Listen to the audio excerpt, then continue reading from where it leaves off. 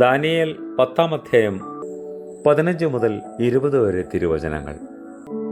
പറക്കുമോർ, അവൻ ഈ വാക്കുകൾ എന്നോട് സംസാരിക്കുമ്പോൾ ഞാൻ മുഖം കുനിച്ച് ഓമനായി നിന്നു.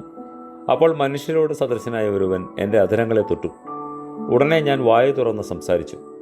എൻ്റെ മുമ്പിൽ നിന്നവനോട്, യജമാനനെ, ഈ ദർശന നിമിത്തം ഞാൻ അതിവേദനയിലായി ശക്തിയില്ലാതായിരിക്കുന്നു. അടിയന് യജമാനനോട് സംസാരിപ്പാൻ എങ്ങനെ കഴിയും? എനിക്ക് പെട്ടെന്ന് ശക്തിയില്ലാതായി ശ്വാസം ശേഷിച്ചിരിപ്പില്ല എന്ന് പറഞ്ഞു. അപ്പോൾ മനുഷ്യ സാദൃശ്യത്തിലുള്ളവൻ പിന്നെയും വന്നു എന്നെ തൊട്ടു ബലപ്പെടുത്തി.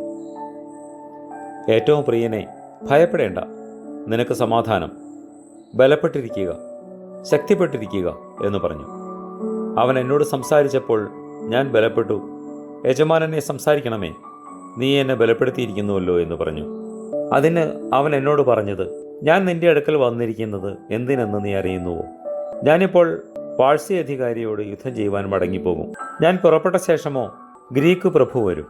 എന്നാൽ സത്യഗ്രന്ഥത്തിൽ എഴുതിയിരിക്കുന്നത് ഞാൻ നിന്നെ അറിയിക്കാം.